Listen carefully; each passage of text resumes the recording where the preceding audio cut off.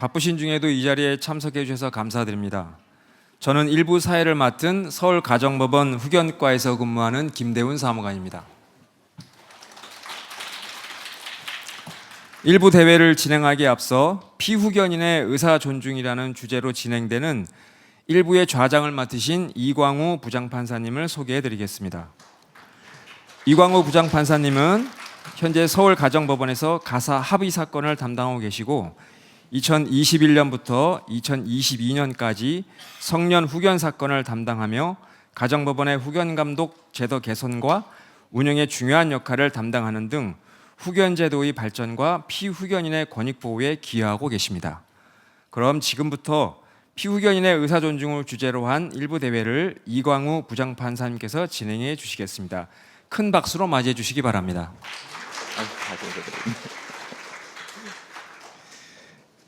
예, 반갑습니다. 서울가정법원 이광우 판사입니다.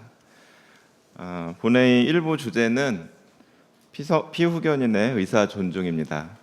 성년후견 제도가 추구하는 이념의 핵심은 피후견인의 의사 존중이라고 할 것입니다. 후견의 개시로부터 종료에 이르기까지 피후견인의 의사를 어떻게 파악하고 반영하여야 할지는 실무의 여러 지점에서 문제될 수 있습니다. 특히 최근의 논의와 같이 후견 제도를 의사결정 대체에서 벗어나서 의사결정 지원을 목표로 운영하고자 한다면 피후견인의 의사와 선호를 파악하는데 더 많은 노력이 필요하다는 생각을 하게 됩니다. 오늘 여러 분야에서 활동하고 계신 주제 발표자들의 발표에서 실무에서 발생하는 여러 문제와 함께 여러분과 함께 논의할 수 있기를 기대를 해보겠습니다. 일부의 발표는 네 부분으로 구성이 되어 있습니다. 먼저 1주제 발표자를 소개해드리겠습니다. 제1주제인 피후견인의 의사 존중을 위한 가정법원의 역할에 대해서 발표해 주실 주란희 서울가정법원 후견감독 담당관님을 소개합니다. 봐주시죠.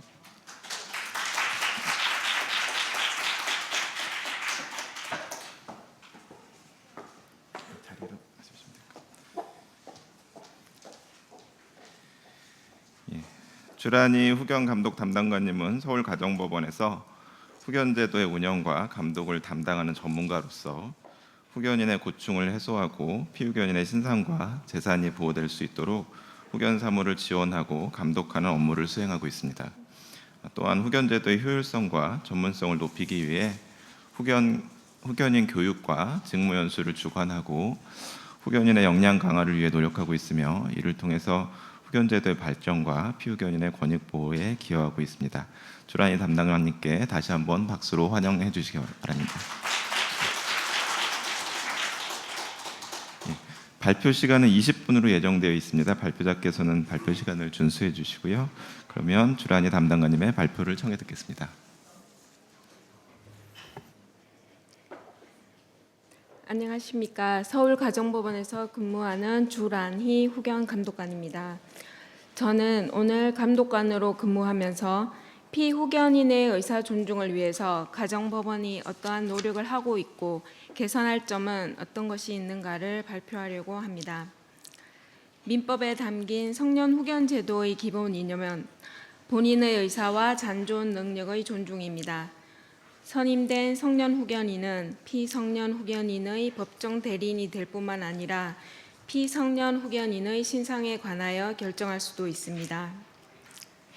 민법은 성년 후견 제도의 기본 이념 구현을 위해 성년 후견인에게 피성년 후견인의 재산 관리와 신상 보호는 피후견인의 복리에 부합하는 방법으로 사무를 처리하도록 하고 있습니다.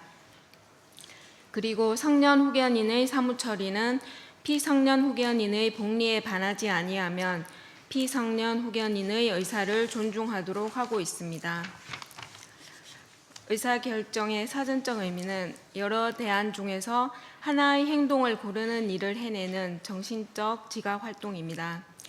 유엔 장애인 권리협약은 2006년 유엔 총회에서 채택된 것으로 신체장애, 정신장애, 지적장애를 포함한 모든 장애가 있는 이들의 존엄성과 권리를 보장하기 위해 유엔 인권협약으로 국제적 인권법에 따른 조약입니다. 유엔 장애인 권리위원회는 2014년 한국의 협약의 국내적 이행에 대한 보고서 심의 후 우리의 성년 후견 제도를 대체 의사결정이라고 지적하고 의사결정 지원으로 전환할 것을 권고하였습니다. 누구든 완전한 법적 능력이 있다는 것을 인정하고 법적 능력을 행사하기 위해 필요한 지원에 접근할 수 있도록 가정법원도 노력해야 할 것입니다. 의사결정 지원을 위해서는 필요 최소 개입의 원칙, 조력에 의한 의사결정 지원, 공동결정에 의한 의사결정 지원, 최선의 해석에 근거한 의사결정 대행, 강제 조치를 수반하는 의사결정 대행의 가능성을 언급하면서 최종적인 의사결정은 장애인 본인이 하면서 대리인 또는 대행 결정자로서의 지위에서 장애인 본인의 복리에 대한 객관적 판단에 기초한 것이 아니라 본인의 실제 또는 과거에 표명된 의사 또는 그 생각, 희망, 선호를 고려하여 그가 진정으로 원하는 것이 무엇인지에 대하여 생각해야 한다고 하였습니다.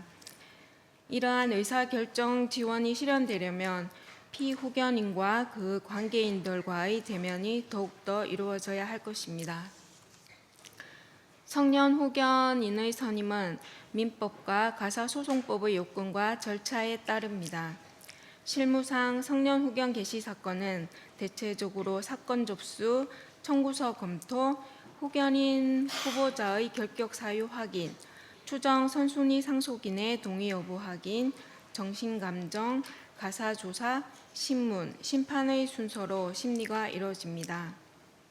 이 중 추정 선순위 상속인의 동의 여부 확인, 정신감정, 가사조사, 신문은 피성년 후견인의 의사존중과도 밀접히 관련되는 절차이며 이러한 절차를 진행할 때 피성년 후견인 관계인들과의 적극적인 대면은 중요한 과정입니다.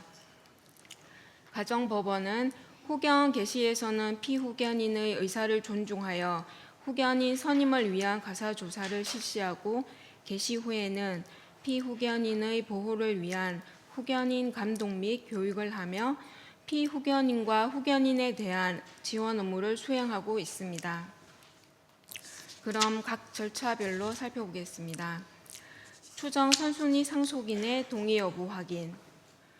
추정 선순위 상속인의 동의서를 요구하는 목적은 청구인이 성년 후견 개시 청구를 남용하는 것을 막고 이해관계인의 절차 참여를 보장하기 위해서입니다.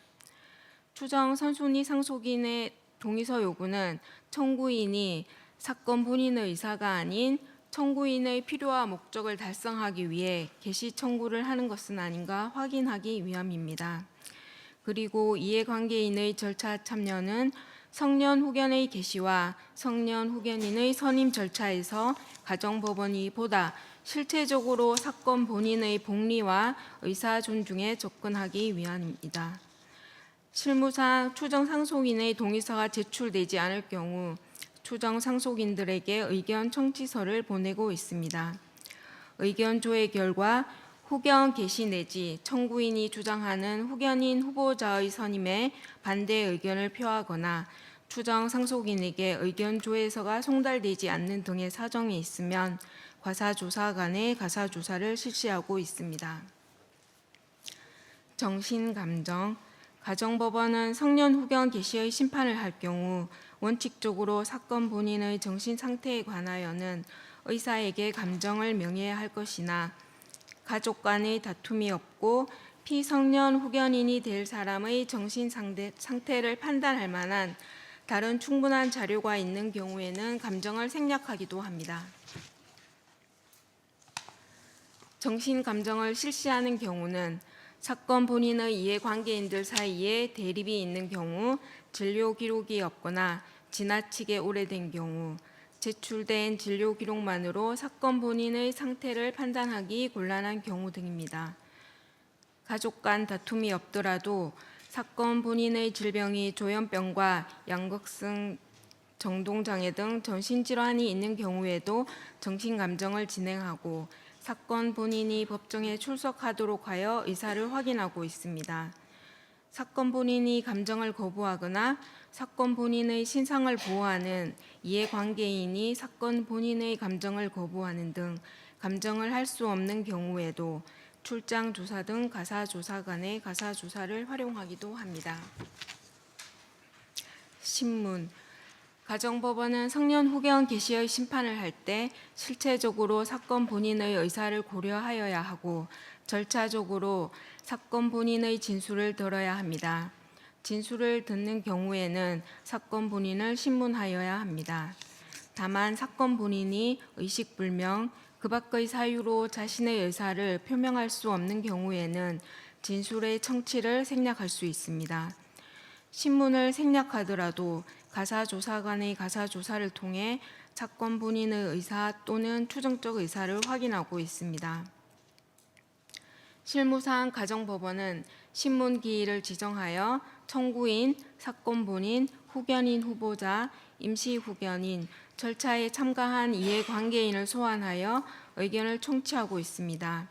신문을 통해 얻은 사건 본인의 의사와 정신상태, 치료 및 감호 상황, 사건 본인의 재산 상황과 관리 현황, 청구의 직접적인 계기 또는 목적, 후견인 후보자나 친족에 대한 정보는 후견 개시와 후견인 선임의 자료가 될 뿐만 아니라 향후 후견 감독의 방향을 설정하는 등 감독 사건에서도 활용됩니다. 가사조사관의 가사조사 성년 후견 개시 심리에 있어 가사조사관의 가사조사는 사건 본인의 정신제약 상태를 비롯한 후견에 대한 의사 또는 추정적 의사 확인, 사건 본인의 개호 상황, 후견 개시 필요성 등 후견 개시 여부에 관한 정보와 후견인 후보자를 비롯한 친족 등 이해관계인들에 관한 정보를 수집하여 피후견인의 의사를 확인하는 데 도움을 줍니다. 또한 사전에 후견인 후보자에게 후견에 대한 교육을 실시하여 후견에 대해 올바른 이해를 하도록 돕고 사건 본인 및 후견인 후보자와의 신뢰관계를 형성하는 등 장차 후견 감독을 수월하게 하는 기능도 있습니다. 후견 개시 후의 후견 감독 과정입니다. 성년 후견인은 피성년 후견인의 재산관리와 신상에 관한 전반적인 사무를 맡기 때문에 성년 후견인의 업무 소홀과 비위 발생은 피성년 후견인의 권리를 침해하는 결과를 초래하게 됩니다.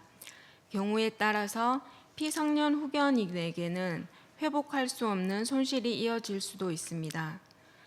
그러나 피성년 후견인은 그 특성상 권익 침해에 대응해 자신의 권리를 회복하거나 성년 후견인의 행위를 제지하기 어렵습니다.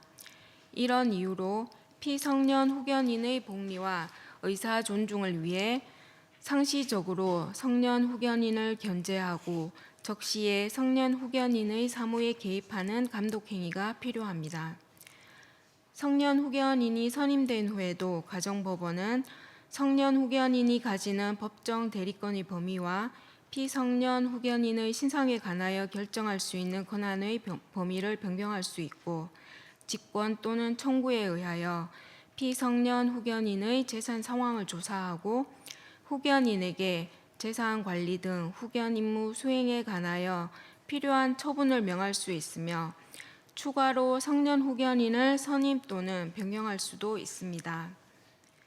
법원에서 피후견인의 의사결정 지원을 도울 수 있는 방법을 각 절차에서 생각해 본다면 개시재판을 할 때 정신감정이 필요한 경우 정신감정을 할 병원이 법원에서 충분히 확보되어 있고 정신감정 양식이 정형화되고 감정에 필요한 검사의 표준화, 병원과 법원이 관련된 정보의 교류가 서로 협력이 잘 되어야 할 것입니다. 정신감정은 피후견인의 의사 확인을 위해서도 필요한 절차이나 통계를 보시면 후견 개시 접수 건수 대비 정신감정 촉탁 건수는 매우 낮고 정신감정 촉탁 기관의 부족으로 신문기일, 사건 본인을 직접 신문하거나 가사조사 간의 가사조사로 대체하고 있습니다. 이 통계를 보시면 알 수 있듯이 전문 조사관의 인력도 부족하여 후견 접수 건수 대비 가사조사 명령 비율 또한 낮은 실정입니다. 가사조사관의 인원이 충분하여 개시조사를 할 때 필수적으로 가사조사를 실시하고 사건 본인과 관계인들을 대면한 후 피후견인의 의사를 반영하여 후견인을 선임한다면 감독하는 과정에서 발생하는 문제들도 최소화하는 방향이 될 것입니다. 그러나 현재 서울가정법원은 후견 개시를 할 때 조사 명령을 통하여 충분히 사건을 검토하기에는 부족한 가사조사관을 두고 있습니다. 통계에서 알 수 있듯이 가사조사관의 인력 충원이 필요한 상황입니다. 서울가정법원은 후견 개시 결정이 되고 나면 성년 후견, 한정 후견, 특정 후견, 미성년 후견 중 재산의 정도에 따라 1, 2년 주기로 감독을 하고 국선 후견, 특정 후견일 경우 한 달에 한 번 정도 감독을 하고 있습니다. 감독관들이 1년에 한 번 감독을 할 때는 제출된 후견 사무 보고서와 후견인과의 통화로 재산 위주의 감독을 할 수밖에 없습니다. 국선 후견인의 경우 원칙적으로 대면 감독을 통한 관계 형성을 하고 선임 후에는 매월 월간 사무 보고서를 제출하고 있으므로 피후견인과의 의사소통에 유리하고 최대한 피후견인의 의사에 부합하도록 사무를 하고 있습니다. 서울가정법원에서는 재산이 많지 않아 신상 위주의 감독이 필요한 사건을 신상 심층 조사 명령으로 사회복지사 등 전문가들로 구성된 신상 심층 위원들에게 의뢰하여 피후견인의 현재의 상태를 살피고 후견인의 업무를 감독하고 있습니다. 그러나 2024년 재산에 한정하지 않고 사건 중 오래되고 피후견인의 신상 파악이 필요한 모든 사건들을 신상 심층 위원들에게 의뢰하여 조사를 실시한 적이 있습니다. 위원들의 보고서를 확인하면서 느낀 점은 대부분 가족이 후견인으로 선임되어 책임감을 가지고 보살피며 정서적, 심리적 유대로 욕구에 대한 이해도는 높아 의사결정의 지원과 대행에서 유리하지만 전문성이 결여되고 후견인의 역할에 대한 자각이 부족하여 도리어 학대나 횡령 등을 저지를 위험도 높아진다는 점이었습니다. 또한 피후견인의 장애 유형에 따라 치매, 발달장애 등 국가에서 지원하는 복지 정책을 이용할 수 있는데 정보나 지식이 부족하여 방치되는 상황도 있었습니다. 이러한 신상심층위원회의 조사를 통하여 감독 과정에서 후견인이 변경되는 사례, 방치되고 있는 피후견인을 사회복지 서비스와 연결하여 준 사례들이 있습니다. 현재 서울가정법원은 후견인 후보자 교육을 하고 나서 친족 후견인을 위한 사회복지 서비스 강의 안내를 하고 있으나 참석을 원하는 사람 위주로 하고 있어 실제 현장에서 후견인들이 잘 활용하고 있는지는 의문입니다. 이러한 문제점을 보완하려면 후견인이 전문가 후견인이 아닐 경우 전문가 후견인 중 후견 감독인을 선임하고 피후견인이 좀 더 전문가와 접촉을 한다면 피후견인의 의사를 파악하는 데 용이하지 않을까 생각됩니다. 전문가 후견인의 인력이 다양한 전문직 종사자들로 구성되고 법원에서 감독관들이 감독을 하면서 필요한 경우 언제든지 전문가를 통해 피후견인의 상황을 확인할 수 있는 시스템이 된다면 피후견인의 의사존중을 지원할 수 있는 방법도 더 나아질 것 같다고 생각합니다. 이상으로 발표를 마치며 현재는 법원의 감독 행위가 피후견인의 의사결정 지원보다는 대체 의사결정이라는 쪽에 더 가깝게 운영한다는 비판이 있으나 꾸준히 피후견인의 의사를 확인하고 의사결정 지원을 하려는 노력도 하고 있습니다. 후견이 개시된 이후에도 한정 후견 사건에서 정기적인 감독 중 피후견인과 그 관계인들을 조사하여 후견 종료 심판을 한 경우도 있습니다.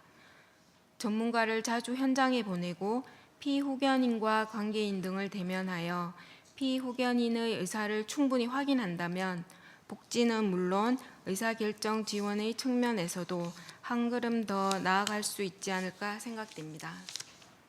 감사합니다.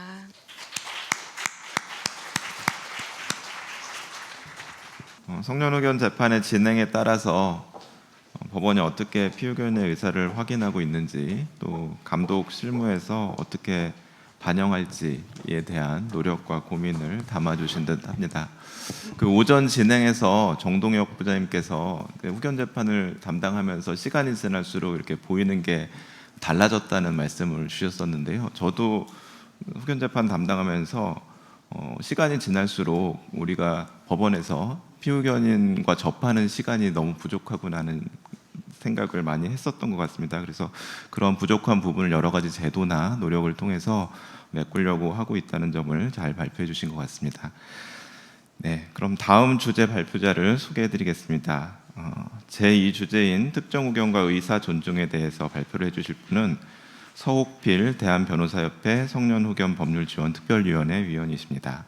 네, 서옥필, 나와주시죠.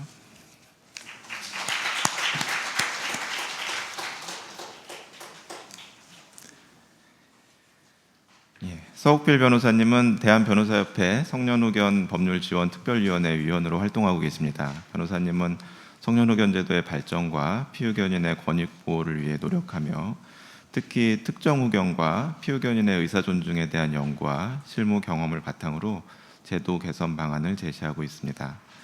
변호사님의 연구와 활동은 성년후견 제도의 인식 개선과 법적 지원 체제를 강화하는 데 중요한 역할을 하고 있습니다.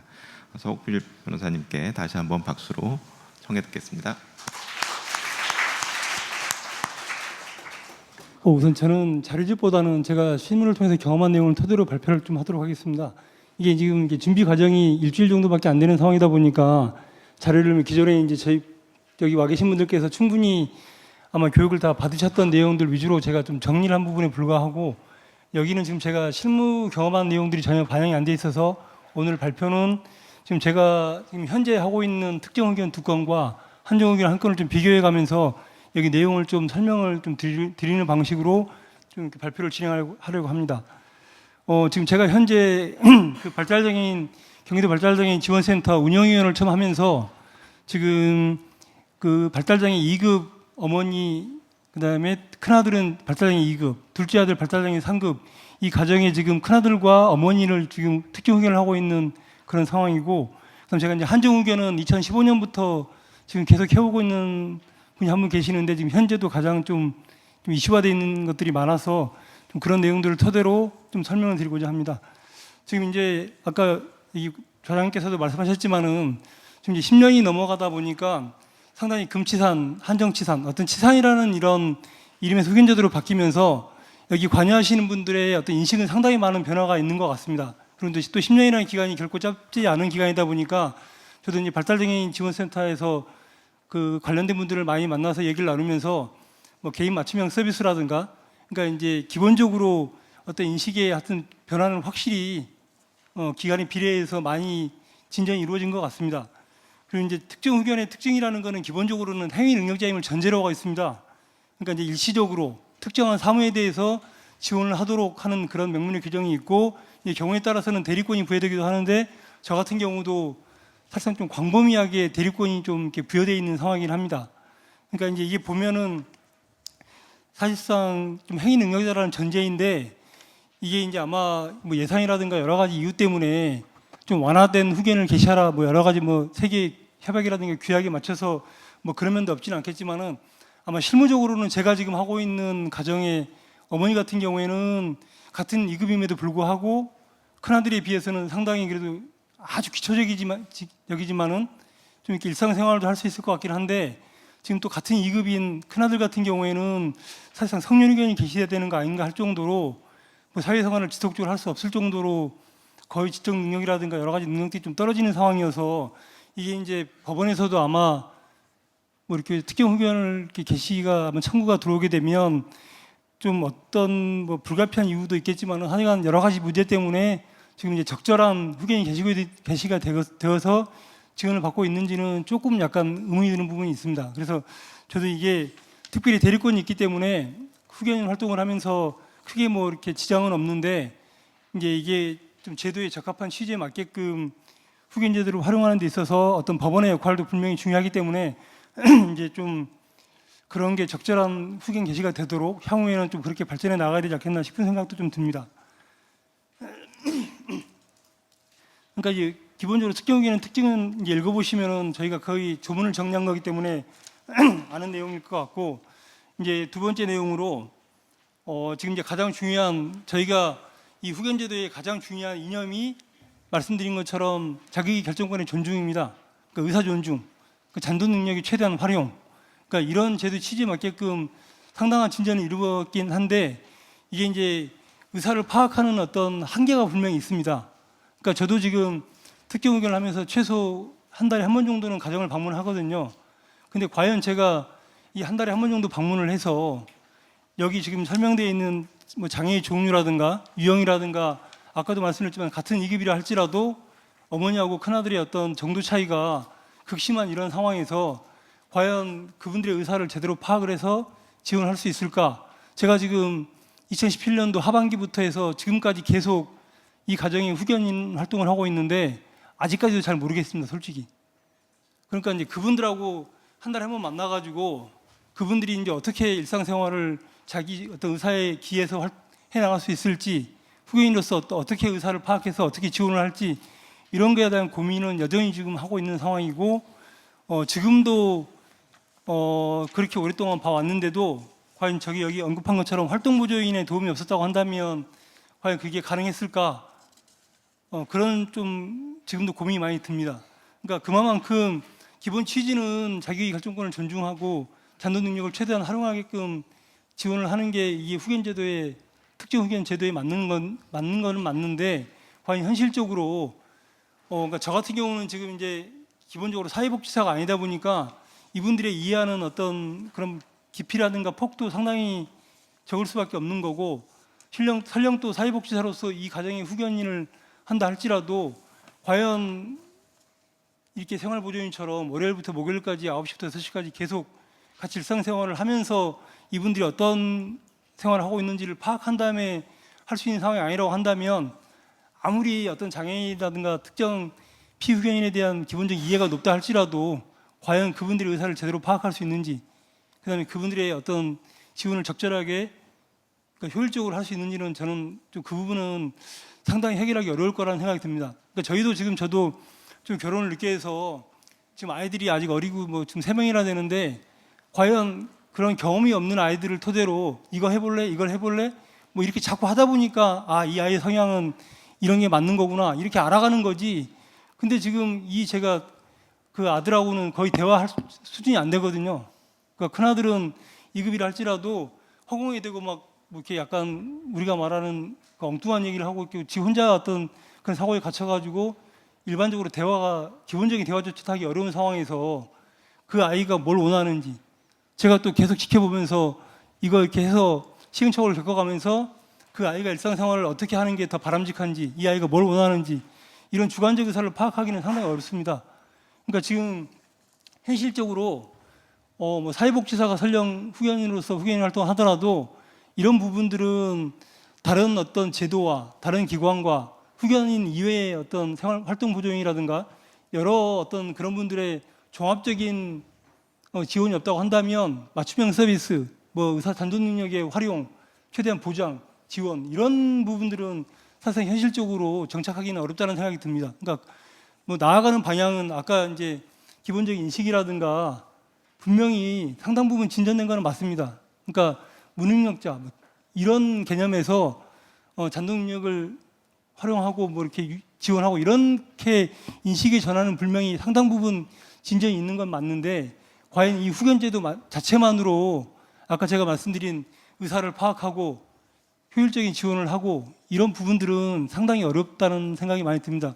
그래서 저도 발달장애인 센터 운영위원을 하면서 그러니까 그 자꾸 이렇게 숫자놀이 하지 말고 한 명의 피의견이라 할지라도 이분에 대한 개인 맞춤형 서비스가 가능한 게 어디까지 어떻게 우리가 단독으로 할 수 있는 게 무엇이고, 그다음 유관기관에서 어떤 협조를 받아서 같이 이렇게 지원을 해야지만이 정말 개인 맞춤형 서비스가 충실하게 이루어질지를 한번 한 사람에 대해서 최대한 갈 때까지 한번 가봐라.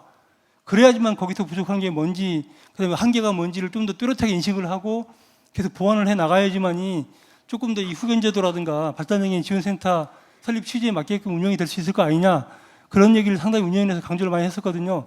근데 지금 저희 후견제도도 마찬가지라는 생각이 많이 듭니다. 그러니까 그래서 저도 지금 제가 다른 제도에 대해서는 뭐 그렇게 잘 알지는 못해서 제가 지금 특정 후견인을 하고 있는 이 가정에 대해서도 보면 경기도 발달장애인 지원센터, 안양시, 뭐 복지관, 그다음에 뭐 주민센터, 그다음에 활동보조인, 이런 여러분들의 어떤 노고가 있기 때문에 제가 그동안 7년 동안 봐오면서 아, 그래도 우리나라 복지가 상당히 발전이 돼 있구나.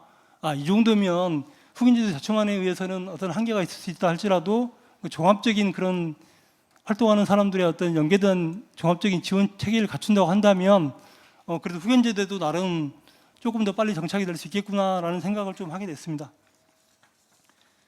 그다음에 이제 저희가 또 약간 이게 의사존중하고 대척점에 있는 게 아마 취소권일 겁니다. 사실상 지금 특히 후견제도 같은 경우에는 행위 능력자를 전제하고 있기 때문에 취소권이 인정되지는 않습니다. 명문의 규정이 없기 때문에 아마 학설적으로 약간 뭐 대립이 있을 수는 있겠지만은 뭐 학설도 대부분은 취소권이 인정되지 않는다라는 그런 입장인 것 같습니다. 하지만 이제 그 한정후견 같은 경우에는 동의권이 인정된 상황에서는 취소권이 좀 있습니다. 그러니까 일상적인 물품을 구입한다든가 뭐 이렇게 과대하지 않는 그런 비용이라고 한다면 좀 제한될 수는 있겠지만은 기본적으로 이제 동의권 없이 법률행위를 한 경우에는 취소권이 인정될 수는 있는데, 이제 과연 특정 후견 같은 경우에도 이제 아까도 얘기했지만은 그 둘째 아들 같은 경우도 상급이긴 하지만은 특정 사무에 대해서는 좀 후견이 개시가 필요할 수도 있을 거라는 생각이 듭니다. 그러니까 제가 이제 처음 그 후견인, 특정 후견에 관련해서 후견인이 된 것도 임시후견을 했었거든요, 처음에. 그러니까 지금 이 가정이 이제 보상을 받아가지고 그 주거지를 새로 구입해서 이사를 해야 되는 그런 상황이기 때문에 이제 등기라든가 여러 가지 이런 좀 중대한 부동산 뭐 구입이라든가 상당히 중대한 법률행위를 지원해야 되는 그런 상황이기 때문에 그 부분은 참 이게 가장 기본적인 특정 후견 제도의 취지에 부합하는 특정 사무였던 것 같습니다.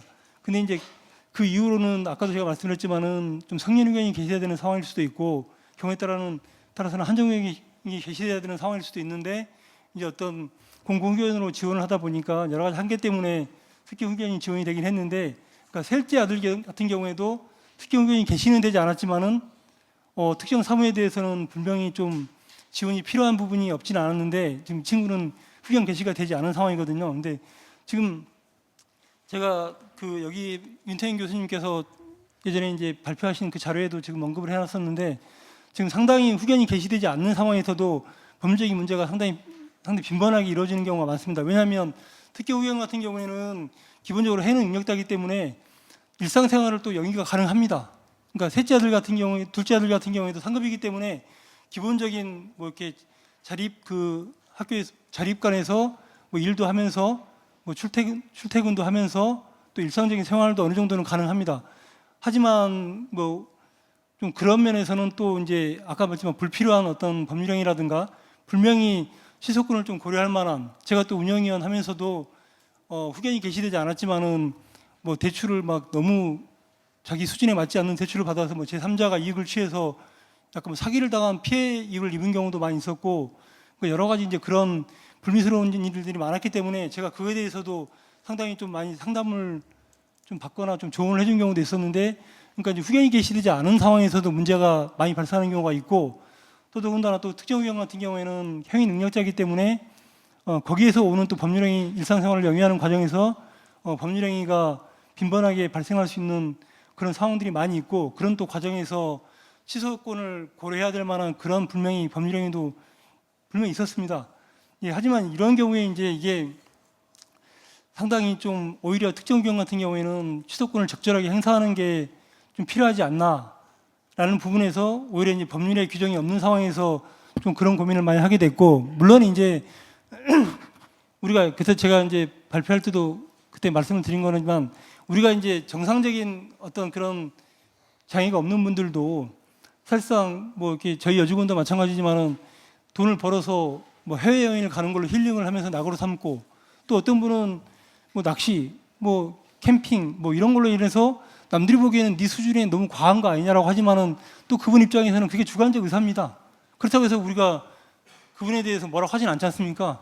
그러니까 특정 의견도 어느 정도 저희가 후견인이 바라보는 또 시각에서는 저게 이렇게 객관적이 반하는 것 같은데 취소권 행사해야 되는 거 아닌가라고 할 수 있겠지만은 또 어찌 보면 좀 더 면밀하게 그분에 대한 어떤 일상이라든가 이거를 의사를 파악을 한다면 충분히 어떤 후견이 계시기가 필요 없는 분들도 어떤 분야에 대해서는 남들이 보기에는 조금 더 과한 부분이지만은 자기 입장에서도 그게 힐링이 되고 또 사는 낙일 수도 있는 거기 때문에 그거를 너무 이렇게 쉽게 개입해서는 안 될 수도 있겠지만은 또 이제 분명히 아까 말씀드린 특정 의견이라든가 특정 의견이 게시되지 않는 혹시 이제 그런 부분이 필요한 부분들이 분명히 있어서 저도 그런 부분들은 좀 고민을 좀 해봐야 될 부분이기도 한 것 같습니다. 그리고 이제 또 한정 의견 같은 경우는 제가 이제 그냥 간단하게 또 이렇게 말씀을 드리자면 오히려 이분은 너무 극단적인 소비 형태를 보이기 때문에 그 한정 의견이 게시가 된 케이스였습니다. 그러니까 동의권이 이 보면 진짜 속된 말로 숨 쉬는 것 빼고는 다 제 동의를 받아야 되는 상황입니다. 그러니까 입출금, 그러니까 하나 우리가 이제 빈번하게 이루어지는 예금을 보자면 예금 같은 경우에도 이분은 거의 예금 계좌의 개설, 변경, 해약, 입금, 이체, 인출, 그러니까 뭐 한도 없이 모든 이체 행위에 대해서 동의를 받아야 됩니다. 근데 제가 이분 때문에 거의 막 득음을 할 정도입니다. 하도 소리를 질러가지고. 그러니까 저도 이렇게 막 잘 화를 안 내거나 좀 이렇게 뭐 잔소리를 잘 안 하는 편인데 제가 2015년부터 이분 후견인을 하면서 득음을 했습니다. 득음. 제가 애를 셋을 키우면서도 이 정도 수준까지는 아닌데 이분은 거의 득음 수준입니다. 그러니까 이게 지금 상속재산 그 형제분들하고 네 분이서 지금 부동산을 한 14피지를 받아서 지금 이제 두 번에 걸쳐서 지금 처분을 했는데 그 매매대금이 이분 몫으로도 거의 한 3억 정도 됩니다. 근데 통장을 저는 제가 살면서 한 20몇 개를 개설하는 걸 제가 그러니까 해마다 정기보고서를 내야 되기 때문에 통장을 파악해서 해지할 거 해지하고 하는데도 그 다음에 또 3월경에 보고서를 낼 때 보면 통장이 막 엄청 개설되어 있습니다. 제가 최근에 또 배우자가 이혼 소송을 해서 제가 특별대리인으로 통장을 다시 한번 조회를 해서 파악을 해보니까 한 20몇 개가 됩니다. 근데 제가 보고서 낼 때마다 매매대금을 받으면 이분 통장으로 받아가지고 막 진짜 파악하기가 어렵게 일로 보냈다 절로 보냈다가 또 자기 여자친구 뭐 통장을 자기가 관리하면서 글로 보냈다가 이러니까 제가 그 돈이 막 잔액이 이제 제가 보고하려고 보면 잔액이 막 몇십만 원밖에 없고 그래서 이게 어디 썼냐고 하면 이게 이제 뭐 이렇게 언급을 안 하니까 제가 이분 같은 경우에도 참 이게 한정된 실효성이 있나라고 제가 자꾸 고민했던 부분이 이게 대출을 받아가지고 취소권을 행사할 수 없게끔 중고차를 막 뭐 이상하게 사놓으니까 취소 대상자가 누군지를 모르게 법률행위를 하다 보니까 파악이 안 돼서 제가 취소권을 적절하게 행사하기도 어려운 상황도 많았었고 지금 이런 경우에도 막 카카오뱅크로 뭐 결제한 내역이 보면 하루에만 한 20개 됩니다. 그리고 아까 말씀드렸지만 모든 인출행위가 다 제 동의하에 이루어져야 되는데 제가 처음에 재산목록 보고서 작성하기 위해서 은행을 다 방문해가지고 이런 상황이니까 메모를 좀 해달라고 해서 농협은 통장을 개설할 때 저한테 연락이 옵니다. 근데 뭐 카카오뱅크, 뭐 무슨 뱅크, 뭐 은행, 국민은행, 우리은행 막 이런 계좌들이 한 20개가 이게 예전에 뭐 이런 업무를 좀 해봐서 그런지 저보다 더 잘하십니다. 그러니까 이게 통제가 안 됩니다. 통제가. 근데 또 이제 아까 했지만 동의 없이 다 이루어지는 행위이기 때문에 취소권을 행사하려고 해도 아까 말씀드린 것처럼 이게 어떻게 이거를 그러니까 뭐 아시겠지만은 이게 취소권이라는 제도가 있다는 게 중요한 게 아니라 취소권 행사에서 원상 회복을 해서 이분이 이제 그런 법률행위를 하기 전 상태로 되돌려놔야 되는데 이게 쉽지가 않지 않습니까? 저희 실무적으로는 이제 그러다 보니까 이런 취소권이 있다 할지라도 사실상 현 실무에서는 이걸 적절하게 행사를 해서 그러니까 정말 취지에 맞게끔 되돌려 놓는 그 길까지는 너무 요원하고 너무 많은 절차가 필요하고 또 너무 많은 그러니까 그 비용을 회수하는 회수하는 그 금액보다도 그런 절차에서 들어가는 비용들 노고가 더 크기 때문에 이게 적절한 행사가 필요할지 물론 이제 제가 말씀드린 게 어떤 일상생활에서 통상적인 어떤 구매 행위이기 때문에 뭐 취소권을 행사할 수 없다라고 또 해석할 여지도 있겠지만은 설령 그거보다는 좀 더 고가에서 취소권을 행사한다 하더라도 과연 이게 실무적으로 원래 상태대로 되돌리는 게 쉬울지 그런 부분이 또 생각이 좀 약간 듭니다. 그리고 이제 아까 여기서도 그러니까 유태인 교수님께서도 뭐 영국이라든가 일본 각종 제도를 좀 원용을 하시면서 취소권을 조금 제한하는 거, 뭐 그러니까 취소권을 좀 없앤다든가 뭐 이렇게 제한을 하는 게 결국에는 이렇게 지산제도에서 후견제도로 개정한 취지 이념에 가장 부합하는 게 아닌가라는 생각이 듭니다. 그래서 저도 그런 부분에 대해서 이제 후견이라든가 이런 제도가 좀 더 활성화가 되면, 그러니까 법률행위를 정말 중요한 법률행위를 할 때는 후견인도 동참을 하거나 좀 해서 법률행위를 함에 있어서 좀 취소를 나중에 뭐 사후적인 어떤 그런 해결책보다는 사전적인 그런 후견제도를 좀 활성화할 수 있는 방안을 모색해서 좀 이제 지금은 이게 사실상 아까도 말씀드렸지만은 뭐 월 1회 그나마도 특정 후견이고 공경 후견이니까 월 1회 방문하는 거지 사실상 그 의사를 충분히 파악할 만큼 라포를 형성하고 어떤 그런 후견 지원을 하기는 쉽지는 않거든요. 실무에서는 이제 모르겠습니다. 뭐 저는 이게 이제 뭐 그런 물론 애정도 있고 관심도 있지만은 과연 변호사가 이렇게 보수도 뭐 15만 원, 월 15만 원 받는 이런 상황에서 뭐 월 1회 이상 방문하고 뭐 자주 연락하고 뭐 이렇게 활동을 이렇게 정말 열정적으로 하기가 과연 실무상 이게 과연 가능할까라는 생각을 많이 하거든요. 이제 그런 면에서는 조금 그런 제도의 어떤 개선이라든가 아니면 이제 아까 제가 말씀드린 종합적인 어떤 그런 지원 시스템 그런 과정에서 후견의 어떤 인으로서 역할을 좀 더 충실하게 할 수 있는 방안이 무엇인지도 좀 고민을 해서 아까 말씀드린 이념이 좀 더 충실하게 현실 실현화되고 후견제도가 좀 정착이 될 수 있게끔 노력을 해야 되지 않겠나 싶습니다. 이상입니다.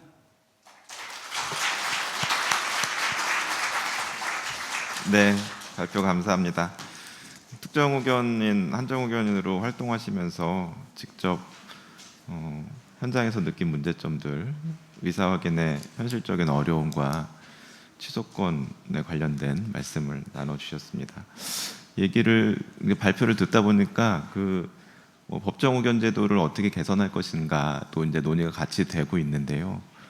오전에 일본에서 보조를 중심으로 한 그 민법 개정 얘기가 나왔었잖아요. 그래서 아무래도 특정 후견이 본인의 의사를 가장 현재의 법정 후견 제도 중에서는 가장 많이 반영할 수 있는 제도라서 일본의 논의도 우리도 한번 참고를 해서 아이디어를 얻을 수 있지 않을까 하는 생각도 해봤습니다.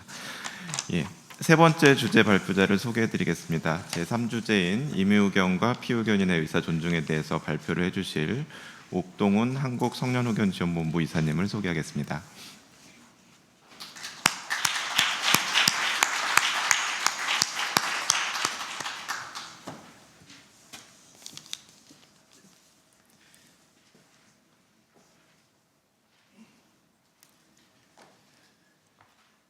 옥동훈 법무사님은 한국성년후견지원본부의 이사로 재직 중이십니다.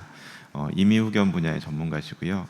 법무사님은 피후견인의 의사 존중을 중심으로 한 임의후견의 중요성을 강조하며 후견제도의 실효성을 높이기 위한 다양한 활동을 전개하고 있습니다.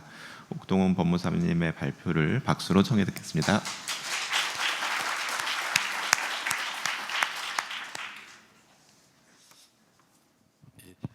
사단법인 한국성년후견지원본부 이사로 근무하면서 법무사 활동을 하며 후견 사무 담당자로서 후견 사무를 일부 경험하고 있는 옥동훈 법무사입니다. 반갑습니다.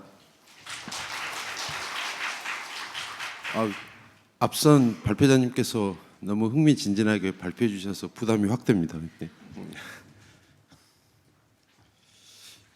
발표에 앞서 제가 먼저 임의후견을 제 발표 주제로 삼은 이유에 대해서 먼저 말씀드리겠습니다. 근본 한국 후견대회의 큰 이념인 피후견인의 의사 존중이라는 그 이상에 가장 부합하는 후견 유형이 임의후견이라 생각되었고, 그리고 발표 내용 중에 많이 포함되어 있지만 피후견인의 의사 존중이 임의후견 제도 절차 전반의 과정에서 가장 잘 실현될 수 있는 과정이 계약 체결 단계인 공정증서 방식에 의한 계약 체결 단계, 여기에서 가장 많이 피후견인의 의사가 실질적이고 직접적으로 반영될 수 있고, 사실 오전 중에도 잠깐 논의가 되었지만 피후견인이 의사 능력을 상실하거나 부족해졌을 때 그 의사가 적극적으로 실현되면서 존중되는 방향으로 반영될 수 있는 게 사실 저 개인적으로는 잘 상상이 되지 않았었습니다. 그래서 그리고 이 발표문의 대부분은 사실 현재 대한민국에서 임의후견 사건 수가 많지 않아서 참고할 만한 자료가 많지 않았었습니다. 그래서 주로 참고한 자료는 근본 후견대에 참석 중이신 제철웅 박인환 교수님 자료를 많이 참고했었습니다. 예, 그럼 발표문을 일부 발췌독하는 형태로 진행하겠습니다.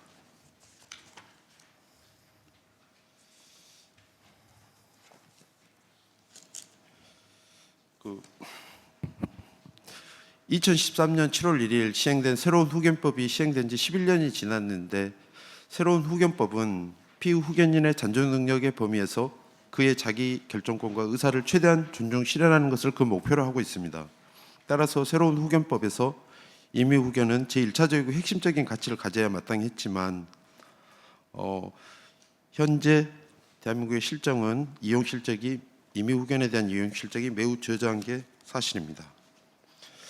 이제 법정 후견도 어느 정도 정착되어 가고 있는데, 임의후견의 정착과 활성화에 대해서도 눈을 돌릴 필요가 있고, 이 발표에서는 이러한 시각에서 임의후견 제도의 제도적의 이용도 내지 실적을 확인하고 그 이용도가 저조한 까닭을 분석하여 후견 계약의 체결 과정, 특히 공정증서 작성 방식의 체결 과정에서 본인 의사의 존중을 실현하고 그 이용도를 높이고자 함을 목표로 하고 있습니다.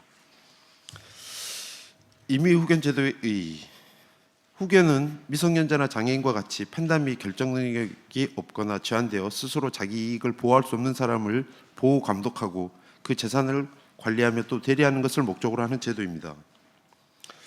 임의후견은 본인이 정신적 능력이 제약되는 경우를 미리 대비하여 후견 방침을 강구하고, 실제로 그러한 사유가 발생하였을 때 미리 설계된 방침에 따라 후견이 이루어지기 때문에 임의후견 제도는 성년 후견 영역에서 사적 자치와 자기결정 존중의 이념을 가장 충실하게 실현할 수 있는 제도로 평가받고 있습니다. 그 다음 후견 제도의 이용 현황에 대해서 임의후견 이용 통계를 이렇게 제시했는데, 이 통계표는 사단법인 한국성년후견지원본부에서 매년 발행하는 통계집을 인용하였습니다. 예. 거기에 보시면 임의후견 사건이 후견 감독 사건을 기준으로 놓고 보면 적은 연도에 한 건에서 가장 많은 연도에도 6건 사이에 머무는 거 봐서 임의후견 제도의 이용 실적이 매우 저조하고 있음을 알 수 있을 것입니다. 임의후견 제도의 이용 부진의 원인으로 박인환 교수님께서 제시한 원인들이었는데, 새로운 제도로서 이에 대한 이해가 부족함에도 이에 대한 홍보와 제도 시행에 필요한 부수적 기반을 조기에 조성하지 못했고, 후견 계약의 구조가 지나치게 복잡하고 공정증서 방식으로 작성해야 되는 등, 또 절차 비용 면에서 문턱이 너무 높아 이렇게 임의후견 제도가 가장 피후견인의 의사 존중에 부합하는 제도임에도 불구하고 이용 실적이 부족하다고 평가받고 있습니다. 그 다음에 현행법상 임의후견의 요건, 절차 및 효과에 대해서는 간략하게 제목을 읽는 것으로 대신하겠습니다. 임의후견의 요건, 후견 계약을 체결해야 됩니다. 그러니까 정신적 장애 상태가 오거나 그럴 상황에 대비하여 후견 계약을 체결해야 되는데, 그 방식은 반드시 공정증서 방식이어야 됩니다. 그리고 공정증서 방식으로 가장 엄격한 방식인 공정증서 방식으로 계약을 체결하도록 강제하는 이유는 임의후견 계약을 체결하는 당사자, 피후견이 될 당사자 자체도 이런 장애 상태가 우려되는 상태에서도 계약이 체결될 가능성을 아마 염두에 두고 후견 계약과 관련된 여러 이해관계자들의 이해 대립 속에서 불공정하거나 위법 사항 등 같은 것들이 계약 내용에 반영되지 않도록 통제하기 위한 장치라고 보여집니다.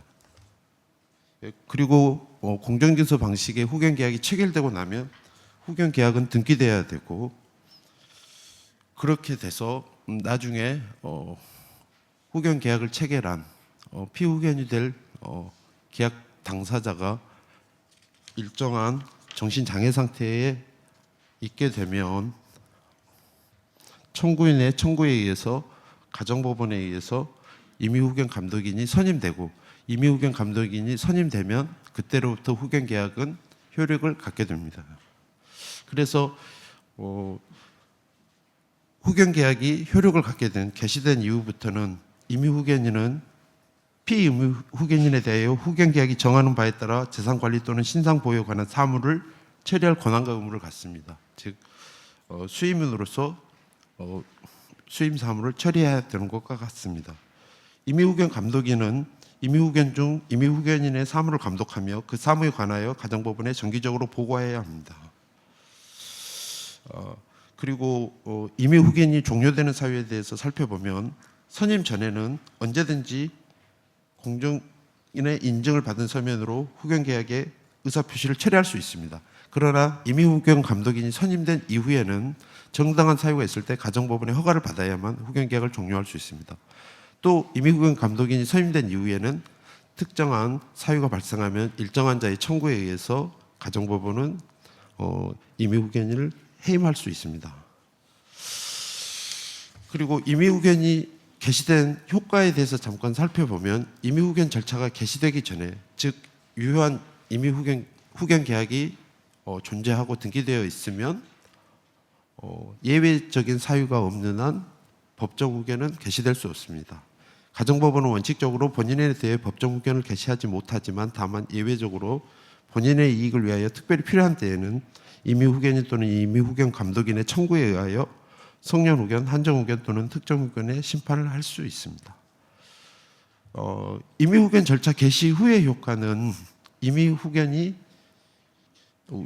절차 개시되어도 피임의후견인의 행위 능력 등 일체의 능력의 제한은 제한당하지 않습니다. 예. 그리고 이번 발표에서 가장 중점으로 삼은 공정증서에 의한 후견 계약의 체결에 대해서 좀 더 알아보겠습니다. 후견 계약 체결의 방식은 공정증서를 작성함으로써 체결됩니다. 공정증서 작성의 의의에 대해서 보면 공정증서 방식의 체결을 요구하는 것은 후견 계약이 의사 능력이 부족한 상태에서도 체결될 수 있다는 것을 전제하고 있고, 계약의 목적상 위임인의 의사 능력이 결여되거나 부족할 때 그 효력이 발생한다는 점에서 후견 계약의 효력을 둘러싼 사후 분쟁 발생 가능성이 높다는 특유의 위험을 통제하기 위한 안전장치라고 할 수 있습니다. 그런데 이와 관련돼 여러 가지 그 공정증서 방식에 대해서 후견 계약 체결을 강제하는 거기에 대한 문제점에 대해서 몇 가지 이렇게 기술했지만, 제가 문제 삼고 싶었던 것은 제가 경험한 후견 계약 공정인 사무실을 방문하여 공정증서로 후견 계약을 체결할 때 느꼈던 문제점에 대해서 좀 발표하고자 이 발표문을 썼습니다. 거기에 보면 국내 모 은행에서 유언대용 신탁계약을 체결하면서 그 위탁자와 임의후견 계약을 체결하기를 권유를 해서 그분을 모시고 사단법인 성년후견지원본부 사무실을 방문하셨습니다. 그래서 임의후견 계약에 대해서 설명드리고 임의후견 계약 전반에 대해서, 그리고 임의후견 계약이 언제 발효되며, 그리고 발효 중에 임의후견인이 어떤 사무를 처리하는지, 그리고 어떤 사유가 존재하면 종료되는지에 대해서 전반적으로 설명드렸습니다. 그런데 그때 당시 방문했을 때 그 의뢰인분은 60대 초반의 여성분이셨고 굉장히 건강하셨고, 그러나 유언대용 신탁뿐만 아니라 임의후견 체결을 희망하시는 특유의 동기는 있었습니다. 그런데 이제 정신적 제약 상태나 또는 부족을 염려하는 상태가 돼서 임의후견이 실제로 뭐냐면 임의후견 감독인이 선임되어 임의후견 계약이 발효되는 시점까지는 20년 내지 최소 20년 내지 30년 후가 될 걸로 보여졌습니다. 그래서 계약을 지금 체결하더라도 실제로 임의 후견 계약이 발효되는 데는 상당한 시간이 지난 후라서 저희 후견본부와 어느 정도 정기적으로 연락을 서로 취하는 별도의 계약이 좀 필요하지 않을까 제안드렸습니다. 제 발표문 각 주에 좀 그 사정을 좀 적어놨고, 그래서 그때 당시에 모색한 계약이 주기적으로 이렇게 서로 관찰하고 연락을 취하는 모니터링 계약을 이렇게 말씀드렸습니다. 그랬더니 의뢰인분도 굉장히 동의하셨습니다. 그러니까 자기가 정신적 제약 상태, 어떤 경로를 통해서 치매에 의할 수도 있지만 뭐 사고에 의해서도 당할 수 있고, 자기가 스스로 저희한테 임의후견 감독인 선임을 청구를 희망할 수 없는 상태가 됐을 때 결국 그때 당시에 주변인에 의해서, 자기를 모시고 있던 주변인에 의해서, 아니면 자기가 연락하던 가족들에 의해서 청구될 텐데, 그분들조차도 이 임의후견 계약의 존재를 모를 수도 있고, 그렇게 되면 뜻하지 않게 법정후견이 개시될 수도 있고, 물론 임의후견 계약이 등기되어 있으면 원칙적으로 법정후견은 개시되지 않는 게 원칙이지만, 그렇지만 예외적으로 본인의 이익을 위하여 필요하다는 것들이 또 법원에 전달되면 법정후견이 개시될 수도 있고, 그렇게 되면 본인이 원하는 결과가 안 될 수도 있다, 이런 설명을 해드렸을 때 그분은 반드시 저희가 제안드린 모니터링 계약, 이 모니터링 계약을 체결할 굉장히 희망하셨고, 이 모니터링 계약을 공정증서 자체에 담기를 희망하셨습니다. 그래서 후견 계약서를 그렇게 작성을 했고 공정인 사무실을 방문하였는데, 대부분의 공정인 사무실에서 법무부 표준 양식을 로만 이렇게 작성해 오기를 원하셨습니다. 즉, 그 모니터링 계약이 들어있는 후견 계약서의 공정을 거부하셨었습니다. 그래서 여러 곳을 방문했고 마지막에 잘 설득이 돼서 그 후견 계약서는 공정되었는데, 그 과정에서 저도 여러 가지 좀 생각을 해봤었습니다. 공정인법도 여러 차례 이렇게 봤었고 했지만, 이거 사실 그 후견 계약이라는 것 자체가 새롭게 도입된 제도이고 하기 때문에 어느 정도 전형화된 표준 계약서는 오히려 이 제도의 활성화를 위해서 반드시 필요한 거라고도 생각이 됐었습니다. 저도 그 계약서를 작성하면서 법무부 표준 양식이 굉장히 많이 도움이 됐었습니다. 그런데 그것은 필요 최소한을 담고 있으면서 정말 아무것도 모르는 사람에게 가이드가 되거나, 아니면 이것과 여기에 실려 있는 것과 좀 다른 내용의 이렇게 계약 내용에 담길 때 어떤 위험을 경고를 해준다거나, 그렇지만은 이걸 잘 이해하고 추가적인 난 이걸 넘어서는 어떤 추가적인 욕구를 담고 싶은, 즉 오늘의 주제에 걸맞는 피후견인의 의사 존중을 이 표준 계약서가 방해하고 있다면 이것은 좀 문제가 되지 않는가, 그런 생각을 했었습니다. 그래서 제가 어떤 대안을 마련하거나 아니면 그 표준 계약서를 요구를 했던 그 공정인들의 속내를 다 알지는 못합니다. 하지만은 제가 겪었던 어떤 신뢰를 통해서 좀 이런 문제점을 좀 널리 알리고, 혹시 제도 개선을 할 수 있다면 그런 것들이 반영된 공정 사무가 이루어졌으면 어떨까, 그렇게 말씀드리고자 이 발표장에 나오게 됐습니다. 예, 좀 두서없는 발표였지만 경청해 주셔서 감사합니다. 마치겠습니다.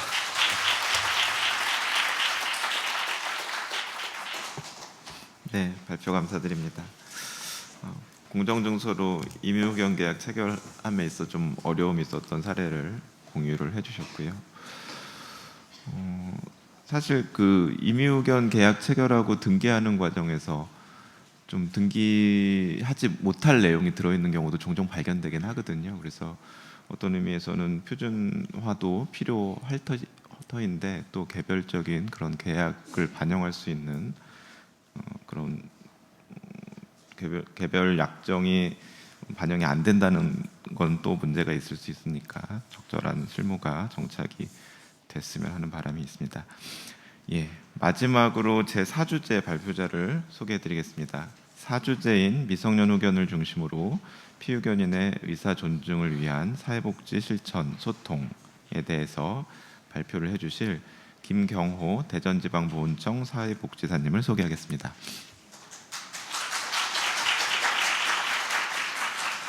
예, 김경호 사회복지사님은 대전지방보훈청에서 사회복지사로 근무하며 피후견인의 의사를 존중하는 사회복지 실천과 소통에 주력하고 있습니다. 복지사님은 후견인과 피후견인 간의 원활한 소통을 통해 피후견인의 권익을 보호하고 후견제도의 효과적인 운영을 지원하며 국가유공자의 복지 증진을 위해서 복지 사각지대와 사회적 고립 문제를 해결하고 지역사회 자원 연계, 복지 서비스 제공 등 지지 체계를 강화하는 역할을 맡고 있습니다. 또한 후견 지원이 필요한 국가유공자를 발굴하고 이들을 위한 공식적인 지원 제도 마련에 관심을 갖고 적극적으로 활동하고 계십니다. 큰 박수로 발표를 청해 듣겠습니다.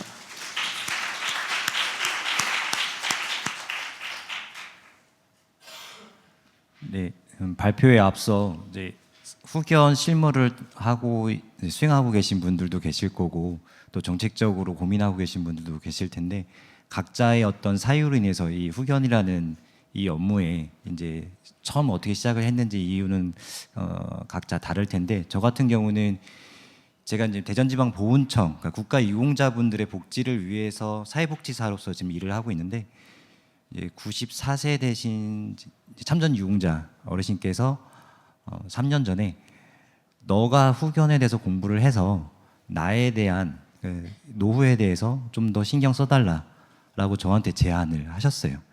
이제 그분은 이제 결혼을 하지 않았기 때문에 자녀가 없고 또 가족들이 전혀 없으셨기 때문에 이제 자기 사후에 대한 문제, 장래에 대한 문제 이런 거에 대해 되게 걱정을 많이 하셨고 그래서 재산 관리부터 해서 이제 장래 처리 문제까지 다 저한테 부탁을 하고 싶다라는 차원에서 이제 후견을 너가 공부해서 공식적으로 좀 해달라라고 해서 제가 3년 전에 후견을 접하게 됐고요. 그래서 계속 국가유공자분들 중에 후견이 좀 필요한 분들이 계신지 유념 있게 계속 보고 있고 또 한국후견사회복지사회 회원으로 지금 활동을 하면서 지금 오늘 발표까지 참석하게 됐습니다. 네, 그러면 발표 시작하도록 하겠습니다. 피후견인의 의사 존중을 위한 사회복지 실천의 여러 가지 그 기술이 있을 텐데 그 중에 이제 소통의 관점에서 좀 말씀을 드리고 싶었고요. 특히 미성년자를 대상으로 지금 이 발표문을 좀 작성했습니다. 그걸 좀 유념해서 좀 들으셨으면 좋겠습니다. 후견인으로서 사회복지사의 강점과 또 피후견인의 의사 존중을 위한 사회복지 실천, 그 소통 1, 2, 그다음에 마지막으로 재연 순서로 발표를 하도록 하겠습니다. 후견인으로서 사회복지사의 강점이 무엇이 있나 좀 그 부분에 대해서 고민을 좀 하게 됐는데 그 사회복지사 윤리 강령이라고 있습니다. 그래서 그 강령에 보면 사회복지사는 개인의 주체성과 자기 결정권을 보장하는 데 최선을 다하고 어떠한 여건에서도 개인이 부당하게 희생되는 일이 없도록 해야 한다 하고 윤리 기준에는 클라이언트의 권익을 옹호하고 인간으로서의 존엄성을 존중하고 전문적 기술과 능력을 최대한 발휘해야 하고 클라이언트가 자기 결정권을 최대한 행사할 수 있도록 도와야 하며 저들의 이익을 최대한 대변해야 한다라고 강령의 기술이 되어 있는데 사회복지 실천 현장에서 이걸 바탕으로 업무를 수행하다 보면 사회복지사는 결국 중재자, 대변자, 옹호자의 그 다양한 역할을 수행하고 있다고 생각이 되어집니다. 그런 역할 수행이 사회복지와 또 청년 후견의 그 제도와 공통 이념 및 가치가 좀 많이 유사하다라고 생각이 되어졌습니다. 그래서 사회 구성원들의 존엄과 행복을 증진시키는 그 공통의 목표를 이루기 위해서 그 가치 유사성이 있다라고 보여지고요. 그 활동을 위해서 사회복지사가 현장에서 부단히 노력을 하고 있다라고 생각이 되어집니다. 결론적으로 말씀을 드리면 전문가 후견인으로서 사회복지사는 당사자를 충분히 이해하고 또 자기 결정권을 최대한 행사할 수 있도록 돕는 그리고 당사자와 또 피후견인의 복리 증진을 위해 기대할 수 있는 큰 강점을 갖고 있는 게 사회복지사라고 생각이 되어집니다. 특히 미성년자인 경우에는 이 경우에는 자기 인생의 결정을 할 수 있는 권리가 분명히 본인에게 있고, 또 후견인은 사회복지사 전문가로서 이를 돕는 역할을 최선을 다해야 된다라는 관점에서 봤을 때 사회복지사로서 후견인으로서의 그 역할의 의미가 있다라고 생각이 되어졌습니다. 그러면 본격적으로 피후견인의 의사 존중을 위해 사회복지 실천을 어떻게 하면 좋은지, 그리고 저는 어떻게 했었는지에 대한 부분을 같이 공유하도록 하겠습니다. 모든 대인관계는 소통이 된다 느낄 때 내 의사가 존중이 된다고 느끼고, 그리고 그 관계는 지속이 되는 것 같습니다. 이는 피후견인과의 그 관계에서 더욱더 주의 집중이 필요한 내용인 것 같습니다. 피후견인의 의사를 한 번 더 듣고 만날 때 피후견인의 복리 증진을 위한 의사는 존중이 될 것입니다.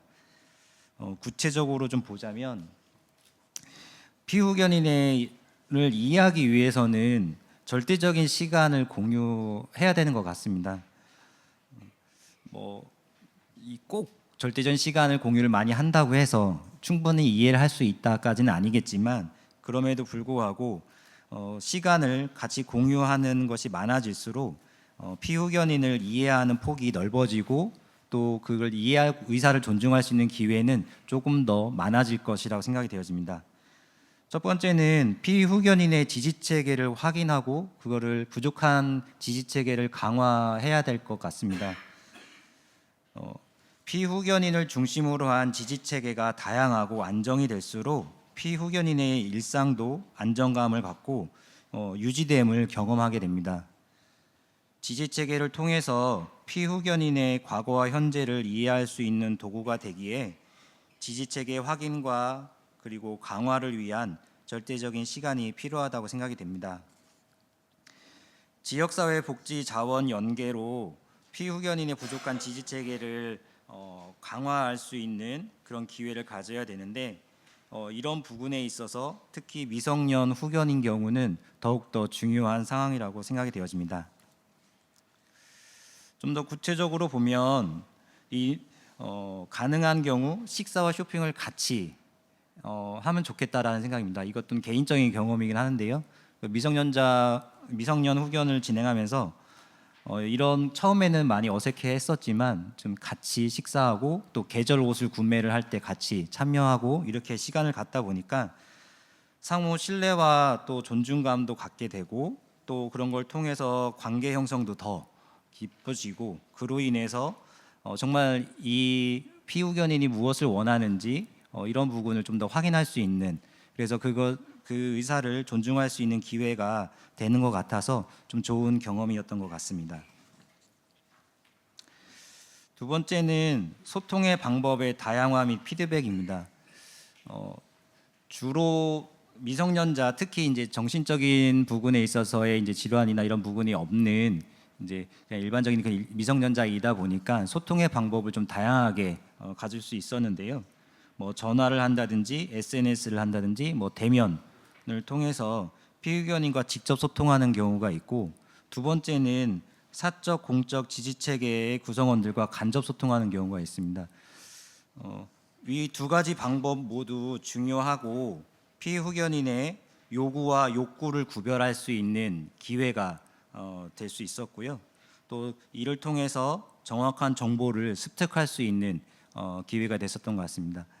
제가 이 직접과 간접 소통의 방법 두 가지를 이제 구분한 이유가 있는데, 직접 소통을 하면 이제 잘못된 정보 아니면 이제 후에도 나오겠지만 피후견인의 욕심, 사적 이익을 더 강조를 하다 보면 이 피후견인의 그 의사가 정확하게 확인될 수 없는 경우가 종종 있었습니다. 그래서 피후견을 중심으로 한 지지체계를 통해서 정말 그게 원하는 게 맞는지 확인할 수 있는 기회가 되는 것 같고, 또 반대로 피후견을 중심으로 한 지지체계에서는 A를 원한다고 얘기를 하는데 그 그거는 주변 지지체계의 개인 그들의 욕심이거나 어떤 이익을 기반한 그런 표현이기 때문에 피후견인에게 직접 소통을 하면서 그 의사를 확인하면서 정말 그게 맞는지를 점검하는 시간이 갖다 보면 좀 더 의사를 존중할 수 있는 기회가 됐었던 것 같습니다.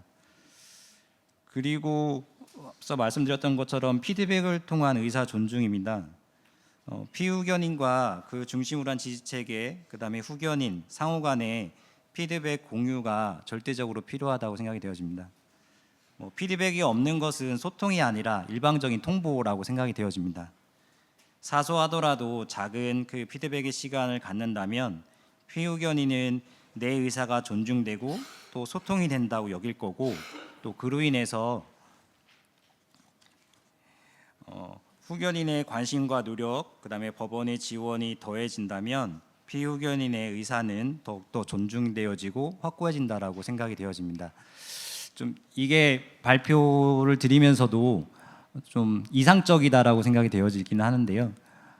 실제로 밤 12시, 새벽 1시 카톡으로 전화 오고, 선생님 저 지금 택시비가 없어요. 택시비 보내주세요. 뭐 학원이 늦게 끝나는데 좀 갈 방법이 없어요. 와서 데리러 와 주세요. 그러니까 좀 다양한 형태의 그런 이제 얘기가 오다 보니까 제 배우자는 우리 또 모르게 큰 아들이 하나 생겼냐, 어디서 아들이 하나 더 생겼냐라는 식으로 이게 표현을 하는데 좀 그런 수고가 좀 더해지다 보니까 좀 더 의사를 존중하고 확인할 수 있는 기회가 되는데, 좀 그 반면에 후견인으로서의 이제 소진과 또 여기까지 해야 되는가에 대한 그런 갈등도 분명히 있는 것 같습니다. 그럼에도 불구하고 의사 존중을 위한 그런 방법의 대전제로서는 좀 이런 활동이 좀 더 필요하지 않을까라는 그런 고민도 해보게 되어졌습니다. 그러면 세 번째로는 그 소통 방법의 이제 2로 했는데, 이거는 약간 어려움, 부정적인 측면에서 말씀을 좀 드리고자 합니다. 첫 번째는 피후견인의 그 요구입니다. 본인의 그 복리 증진인지 아니면 주변 이해관계인의 요구인지 이게 좀 전에 말씀드린 것처럼 불명확할 때 이걸 어떻게 확인할 수 있고 또 어떤 게 맞는지를 잘 모를 경우에 해당되는 것 같습니다. 피후견인의 복리 증진에 도움이 되지만 이해관계인의 무리한 요구가 있을 수도 있고, 또 반대로 피후견인의 복리 증진에는 도움이 되진 않지만 이해관계인의 통해서 합당한 요구라고 확인이 되는 경우도 있는 것 같습니다. 그래서 이외에도 다양한 그런 사례가 있는데, 여기에서 어떤 게 맞고 또 어떤 게 틀린지 이런 관점으로 대하다 보면 참 힘들었었던 것 같고요. 그래서 옳고 그름이 아니라 어떤 걸 더 선호하는지에 대한 부분으로 좀 이해를 해서 좀 더 쉽게 넘어갈 수 있었던 상황인 것 같은데, 좀 이런 상충되는 그런 의견 속에서 후견인으로서 어떤 입장을 취하느냐에 따라서 피후견인이 받는 그런 인식은 좀 더 달라지는 것 같습니다. 그래서 이거에 대한 어려움은 분명히 있고, 후견인으로서 어떤 선택을 하는지, 그래서 선택을 또 강요받는 그런 일이 있다 보니까 이거에 대해서 좀 더 고민이 필요한 것 같습니다. 두 번째는 피후견인의 불분명한 표현들입니다. 이게 언어적이든 비언어적이든 그런 어떤 이해하지 못하는, 또 과거에 피후견이 경험했던 그런 일상생활의 그런 모습들로 통해서 표현되는 것들에 대해서 후견인이 잘못 오해를 한다거나 더 과도하게 이해를 하거나, 그래서 거기서 오는 그런 표현들이 있는 것 같고, 그래서 명확한 피후견인의 욕구를 확인이 필요하고, 가능하면 피후견인을 둘러싼 지지체계를 통해서 2차 확인도 필요한 것 같습니다. 분명히 이거는 좀 쉽지 않은 일인데요. 그럼에도 불구하고 이렇게 확인하는 과정을 통해서 지원하는 게 좀 결과적으로 보면 피후견인도 이해하고 또 납득하고 수긍할 수 있는 그런 기회가 됐었던 것 같습니다. 좀 이건 번외의 얘기긴 한데, 또 좀 전에 말씀드린 것처럼 지지체계, 주변에 있는 지지체계들이 본인의 이득을 위해서 피후견인의 그 의사를 왜곡시키는 그런 행동들이 있다 보니까 좀 이런 것들을 구별하는 그런 이제 능력이라고 해야 되나, 그런 경험치가 충분할 경우는 좀 쉽게 넘어갈 수 있지만, 그러지 않을 경우에는 좀 어느 것을 더 신뢰할 것인가 선호할 것인가, 이게 개인의 후견인 개인의 어떤 성향에 따라서 결정이 달라지는 일이 될 수 있을 것 같아서 되게 좀 조심스럽기도 하고, 좀 이 부분에 대한 심도 깊은 좀 고민과 또 방법이 나왔으면 좋겠다는 생각이 되어집니다. 서두에도 좀 더 말씀드렸었던 것처럼 피후견인의 그 욕심이 있습니다. 나와 있는 것처럼 17세 이제 미성년자인데 이건 이제 작년 살인데 최신 핸드폰을 갖고 싶어 합니다. 당연히 그 나이 때 최신형 아이폰을 갖고 싶어 하고, 또 좋은 사양의 또 요금제도 그 무제한 데이터를 사용해서 다 사용하고 싶어 하는데, 이런 요구를 했을 때 과연 지원을 해주는 게 맞는지, 구입을 허락하는 게 맞는지에 대한 좀 더 그런 디테일한 부분까지도 경험을 하다 보니까 피후견인의 그 요구, 즉 겉으로 표현되었다고 해서 그 의사를 존중할 해야 하는가, 그거는 또 아니라고 다들 생각을 할 것입니다. 충족되길 바라는 내면적인 욕구인지, 그리고 복리 증진에 결국 얼마나 영향을 주는지 등등에 대해서 후견인으로서 확인과 점검이 필요하지만, 무작정 욕심을 부릴 때에 피후견인을 어떻게 이해하고 의사를 존중해야 되는지 그 한계는 분명히 있는 것 같습니다. 두 번째로 후견인의 권한 초과에 대한 문제가 좀 있었습니다. 자세한 내용은 이제 자료를 이제 참고하시면 좋을 것 같은데요. 자퇴 또는 전학에 대한 의사를 표현하는 그 피후견인의 사례였습니다. 어떤 것을 선택을 하든 그 본인의 선택이고, 또 그것을 존중해서 그거에 따른 결과에 대해서 본인이 책임지고, 또 그 결과가 힘들더라도 같이 이겨낼 수 있도록 응원해 주는 게 후견인으로서의 역할이라고 하면, 후견인으로서는 너무 많은 그 짐을, 그 역할을 부여한다라고 생각이 되어집니다. 그럼에도 불구하고 사회복지사로서의 그 입장에서 보면 최선의 선택, 좀 더 이익이 되는 선택을 할 수 있도록 옆에서 조언을 해줘야 될 것 같은데, 후견인의 권한을 초과하는 이런 부분에 있었을 때 냉정하게 무시하고 이거는 내 권한이 아니기 때문에 너가 알아서 판단해라, 다른 지지체계와 상의를 해서 이렇게 해라라고 이렇게 넘겨야 될 것인지, 이에 대한 고민이 저에게도 분명히 찾아왔었습니다. 그래서 이 부분에 대해서 어떤 상의와 조언을 이렇게 요청이 들어왔을 때 어떻게 거절할 것인지, 아니면 어느 정도 선에서 의견을 제시할지에 대한 좀 이 부분에 대한 고민과, 그리고 어느 정도 참여를 할 것인지에 대한 그런 갈등 속에서 항상 그 고민과 그런 어려움에 처해져 있는 것 같습니다.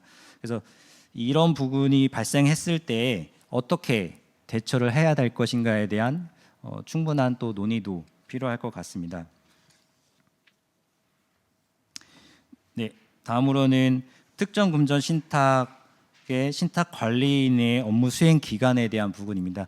이거는 지극히 너무 지엽적이고 일반적인 사례는 아닌데, 지금 현재 이 미성년자를 대상으로 이 업무를 지금 수행하고 있는 중입니다. 그래서 지방검찰청에서는 피해 구조금을 지급을 하는 조건으로 이 금원을 어떻게 사용할 것인지, 장기적으로 이 피해자를 위해서만 사용을 하는 것에 대한 계획을 제출하라고 했고, 그 계획의 일환으로 신탁을 진행하는 거로 이렇게 했었습니다.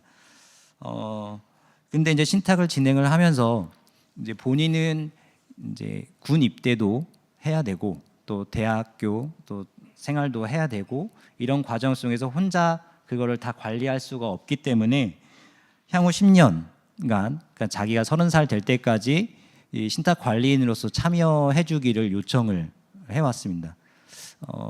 나는 후견인으로서 이제 성인이 될 때까지 이 아이와 이 피후견인과 그 관계를 맺으면 되는데, 그 이후 10년까지도 내가 그 역할을 하는 게 과연 맞는가부터 시작해서 내가 그렇게까지 깊이 개입하는 게 과연 이 제도의 취지와 맞는가, 이 부분까지 고민을 하게 된 상황입니다. 이거는 후견인 개인에게 어떤 선택권으로 주어진 그런 형태인 것 같은데, 아무리 선의로 이런 것을 한다 하더라도 그거를 따르는 이제 희생하고 감내해야 될 여러 가지 요소들이 있다 보니까 그 결정은 좀 쉽지 않았었던 것 같습니다. 근데 결론적으로 이 피후견인을 대상으로 한 그 신탁 관리인의 신탁 관리인으로서는 저도 동의를 했고, 그래서 30살까지 신탁 관리 금원을 관리할 수 있도록 계획을 했고요. 다음 주에 신탁 체결을 계약서 이제 작성하도록 했습니다. 좀 이런 부분에 대해서 좀 경험을 하다 보니까 후견 활동에 있어서 사회복지사로서의 강점도 있고, 또 그 사회복지사로서 활동하면서 있었던 노하우를 통해서 피후견인을 대상으로 이해하고 또 그들의 의사를 존중하기 위한 방법의 일환으로 여러 가지 활동할 수 있어서 좋은 면도 있지만, 또 반대로 그 한계는 또 분명하고 사회복지사로서의 약간 오지랖, 또 가만히 볼 수 없는 그런 것들에 대한 눈에 뻔히 보이고 좀 더 이렇게 지역사회 연계해주면 좋겠는데, 근데 내 권한은 넘어서는 부분에 대해서 어디를 연계할까, 연계할 곳이 없으면 내가 해야 되나, 이런 고민에 빠지다 보니까 좀 어려움이 분명히 있는 것 같습니다. 마지막으로 재연에 대한 부분입니다. 피후견인과의 관계 형성 및 의사 존중을 위한 활동에 대한 최소한의 비용 지원을 좀 해주셨으면 좋겠습니다. 피후견인과의 그 시간과 경험을 공유함으로써 관계 형성을 하고 피드백을 나누면서 소통을 할 때 피후견인은 그 본인 스스로 내가 존중을 받고 있다, 내가 이 후견을 통해서 좀 더 건강해진다라는 그런 생각을 갖는 것 같습니다. 모든 사례는 아니겠지만, 그래서 이런 부분 속에서 후견인이 이제 분명히 감내해야 될 여러 가지 뭐 시간과 노력과 또 관심이 많은 에너지가 투여가 되는데, 거기에 개인의 어떤 비용까지도 더 해진다라면 좀 이 번아웃은 또 소진은 또 금방 오지 않을까 생각이 되어집니다. 그래서 많은 비용은 아니겠지만 피후견인과의 관계 형성, 그리고 의사를 확인하기 위한 최소한의 그런 활동을 위한 그 비용이 지원이 좀 되어졌으면 좋겠다라는 의견을 드립니다. 앞서 말씀드렸던 것처럼 식사를 같이 하고 옷을 같이 구매하는 그 과정에서 좀 더 이야기할 수 있고, 사춘기 남자애가 나 뭐 갖고 싶어요라는 얘기를 잘 못하는데 시간을 갖다 보니까 그렇게 표현을 하고, 분명히 저 눈길은 저 브랜드의 옷이 가 있는데 차마 저 브랜드의 옷은 사달라고 하지는 못하는 그런 거를 볼 때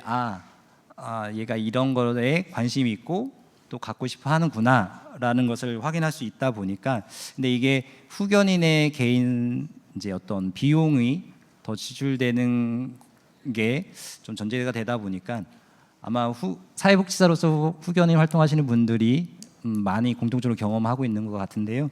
그래서 좀 비용에 대한 최소한의 좀 지원이 있었으면 좋겠다 생각이 되어집니다.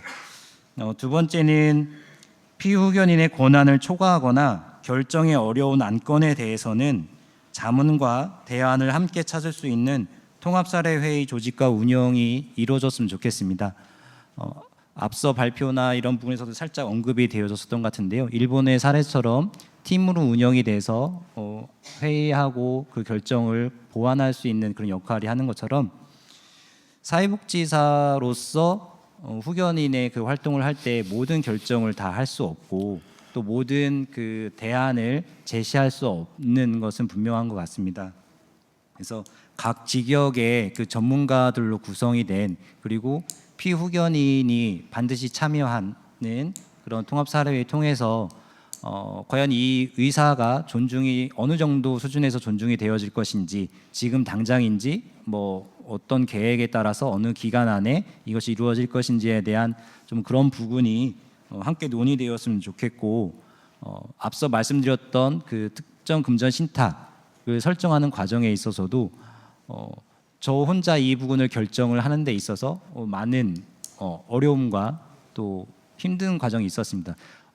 그러니까 시중에 있는 4대 은행을 또 다 돌아다녀야 되고 또 어디가 더 괜찮은지 또 이걸 신탁을 했을 때 어떤 애로사항이 있는지 궁극적으로 신탁 관리인으로서 또 후견인으로서 상충되게 그 역할을 하는 게 과연 적절한지 부분까지 좀 고민되는 지점이 참 많았는데 이런 부분 속에서 함께 좀 논의를 할 수 있다면 좀 더 다른 측면에서 조언이 더해진다면 후견인과 또 후견인의 어떤 짐을 좀 덜어주고 피후견인의 복리에 분명히 증진의 효과를 기대할 수 있을 거라 생각이 되어집니다.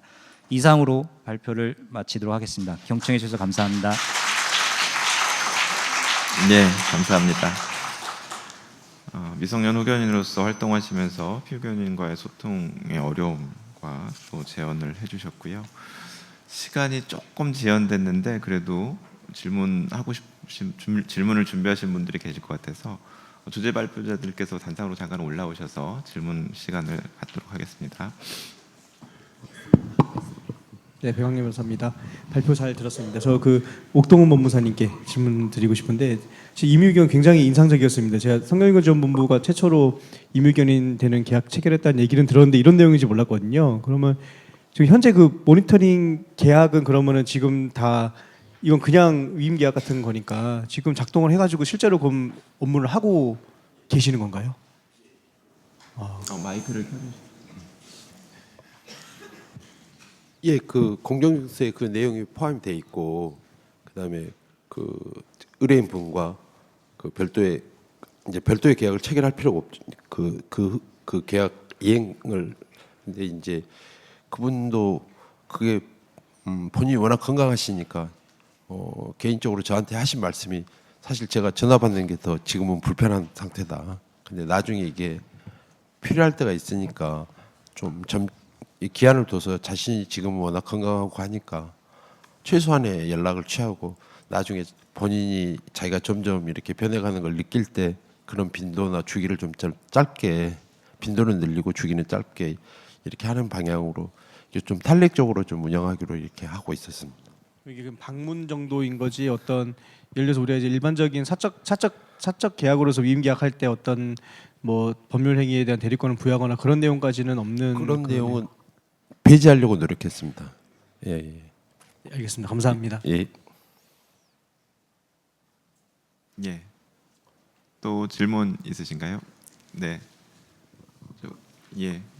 마이크 좀 전해주시죠. 네. 예. 주란이 담당관님께 질문드리겠습니다. 오전에 이제 일본 쪽에서 이제 후견 알츠하이머 등 이런 경우에 후견 본인 사망까지 지금 현재는 계속되고 있는데 그거를 중단할 수 있는 유연한 제도를 개정을 검토하고 있다는 것에 대해서 그와 관련해서 이제 저도 이제 신청 후견 감독위원으로 나가 보면은 사실상 후견인으로 지정된 것에 대해서 이거를 중단할 수 있는지 그런 질문을 많이 받거든요. 그래서 우리나라도 이런 거에 대해서 한번 검토를 하시는 게 어떤지 앞으로 이런 계획이 있으신지 좀 답변 주시면 감사합니다. 마이크 켜주시죠.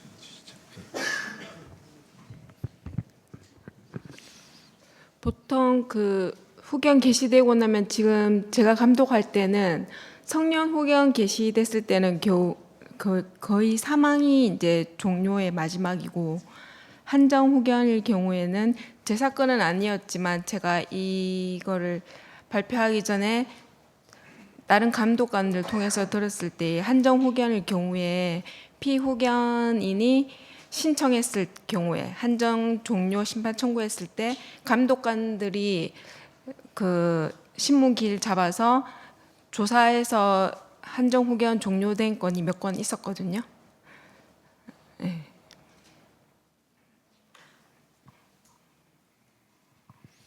첨언해서 말씀드리면 말씀하신 대로 지금 한정 후견에서는 몇 가지 종료된 사례가 있었고요. 다만 이제 법원에서 그 조금 주안을 두는 것은 종료했을 때 피후견인의 보호에 문제가 없느냐 이런 부분을 검토를 해서 문제가 없다면 종료도 가능한 것으로 경우에 따라서는 그렇게 보고 있습니다. 예, 또 다른 질문 있으십니까?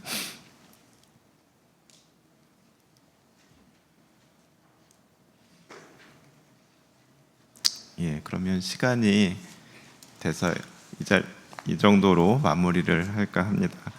장시간 발표와 토론을 함께 해주신 발표자와 참석하신 모든 분들께 감사드립니다. 오늘 법정 후견과 임의 후견 그리고 특정 후견과 미성년 후견 실무에 정통한 발표자분들의 발표를 들으면서 피후견인의 의사를 파악하고 실현하는데 성년 후견 제도를 운영하고 지원하는 우리 모두가 더 많은 노력을 기울여야겠다는 생각을 하게 됐습니다.